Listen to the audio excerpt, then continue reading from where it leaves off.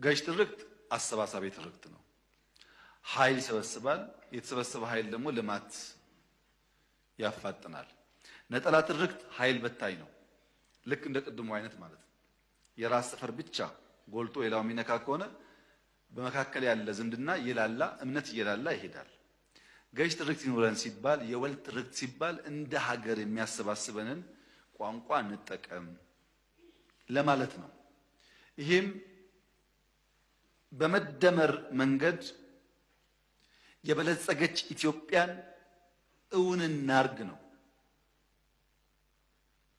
በመደመር መንገድ ሲባል ምን ማለት ነው ያላችሁ እንደሆነ የትናንትና ወረት አለ፣ ይክፋም ይልማም። ትናንትና ውስጥ ጠቃሚ ወረቶች አሉ። እነሱን ለይቶ መጠቀም ያስፈልጋል። ዛሬ ደግሞ ጸጋ አለ፣ አቅም አለ፣ ጊዜ አለ፣ መጠቀም ያስፈልጋል።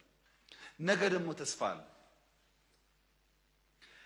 የኢትዮጵያ የማንሰራራት ዘመን ጀምሯል ስላችሁ ተስፋ ይኑራችሁ እያልኩ ነው። የጠፋን ሳይሆን እየለማን ነው። ለልጆቻችን እንደምንለወጥ እንደምናድግ ትጥቅ እያስታጠቅናቸው ማሳደግ አለብን እንጂ ተስፋ የለንም እያል ተስፋ የለኝም ብሎ ያመነ ሰው የጠቀመ ነገር ሊሰራ አይችልም። ተስፋ ያስፈልጋል። በመደመር መንገድ ማለት ትናንትና ዛሬን፣ ዛሬና ነገን አስተሳስሮ ለሀገር ልማት ለሀገር ብልጽግና ማዋል ማለት ነው።